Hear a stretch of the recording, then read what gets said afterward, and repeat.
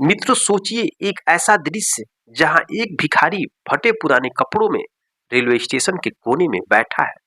लोग उसे देखना तक पसंद नहीं करते, उसके पास आने से भी कतराते हैं। समाज की नजर में वह गंदा, अछूत और अनदेखा व्यक्ति है।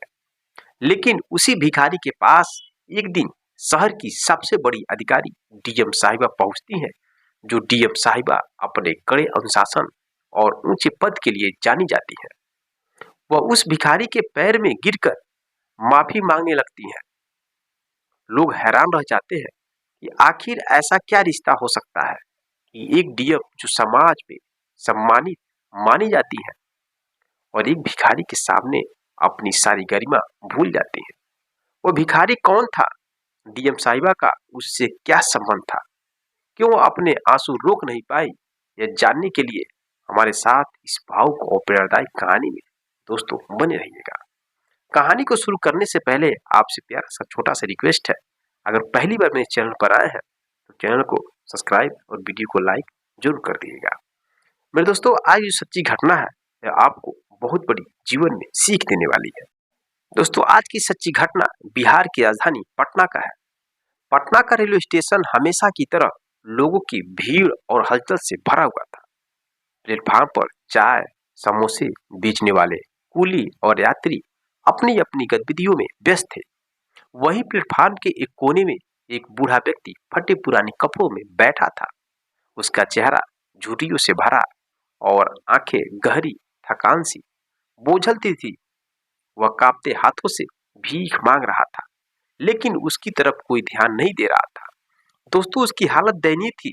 कभी कभी लोग उसे देखकर दया की बजाय हिकारत भरी नजरों से देखते और आगे बढ़ जाते। भूख और बेबसी से जूझता हुआ व्यक्ति अपना हाथ फैलाकर भीख की मदद मांग रहा था, लेकिन अधिकांश लोग अनदेखा करके आगे बढ़ जाते थे। पटना रेलवे स्टेशन पर हलचल अचानक तेज हो गई। प्लेटफार्म पर खड़े कर्मचारी और अधिकारी चौकन से हो गए।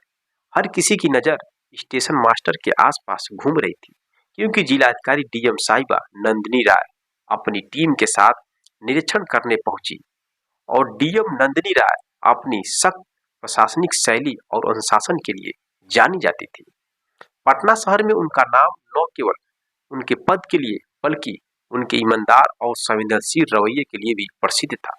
हर कोई जानता था कि नंदिनी काम के दौरान किसी भी प्रकार की कोताही बर्दाश्त नहीं करती।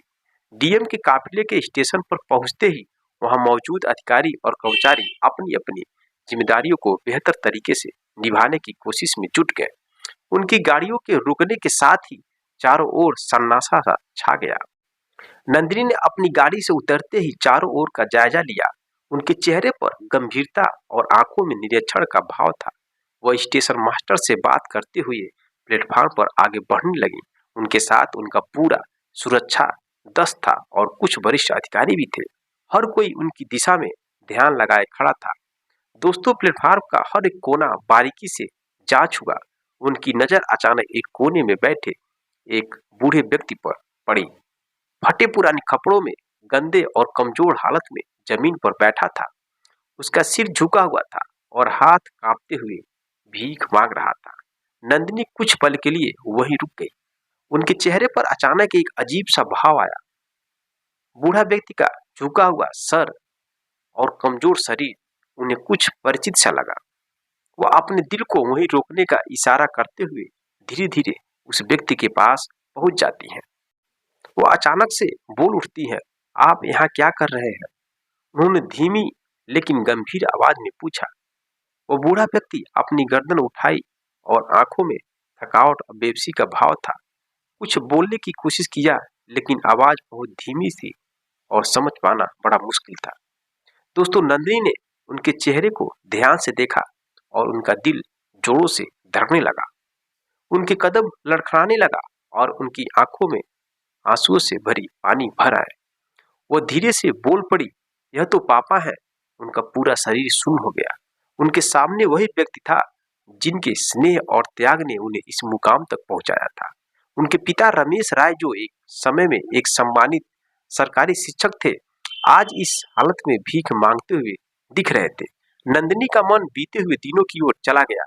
उन्हें याद आया कि उनके पिता ने किस तरह से अपने छोटे से वेतन में उनकी पढ़ाई और जरूरतों का ध्यान रखा। उनका पूरा परिवार खुशहाल था। लेकिन एक दिन उनके पिता एक सड़क हादसे का शिकार हो गए। उस हादसे के बाद उनकी मानसिक स्थिति बिगड़ने लगी और धीरे धीरे उन्होंने अपनी पहचान खो दी। कुछ महीनों बाद वह बिना बताए घर से चले गए। पूरे परिवार ने उन्हें हर जगह ढूंढा, लेकिन उनकी कोई भी खबर नहीं मिली। नंदिनी ने भी उन्हें ढूंढने के लिए हर संभव प्रयास किया, लेकिन समय के साथ साथ यह कोशिश धीमी हो गई।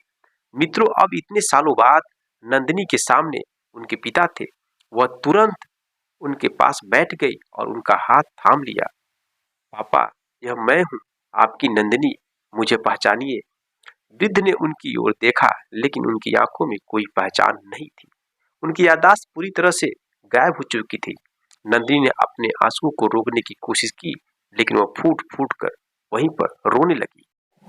उन्होंने अपने पिता के पैरों को पकड़ लिया और कहा, पापा, मुझे माफ कर दीजिए। मैं आपको इस हालत में अकेला छोड़ने वाली बेटी नहीं हूँ। चलिए घर चलते हैं। दोस्तों, यह दृश्य देखकर वहां मौजूदा हर कोई भावुक हो गया।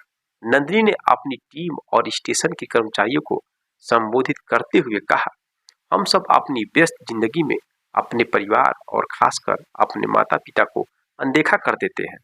यह घटना हमें सिखाती है कि हमें अपने बड़ों का सम्मान और देखभाल करनी चाहिए। आज मैं जिलाधिकारी हूँ, लेकिन मेरी सफलता का पूरा श्रेय मेरे पिताजी को है। उनका यह हाल मेरी असफलता है। उस दिन नंदिनी ने अपने पिता को सहारा देकर घर ले जाने का फैसला लिया।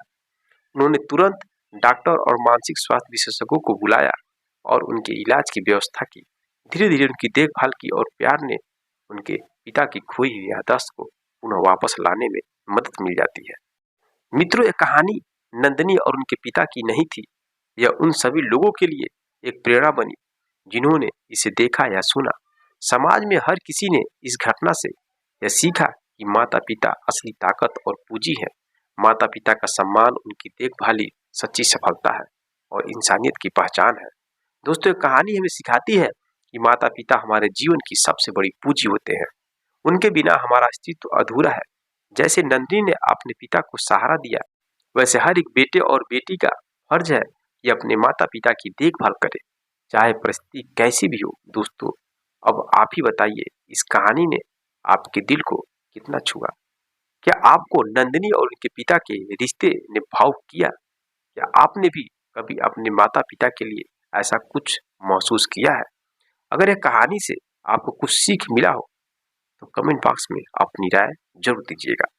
मेरे दोस्तों, मिलते हैं नेक्स्ट वीडियो में नेक्स्ट कहानी के साथ। तब तक के लिए जय हिंद, जय भारत।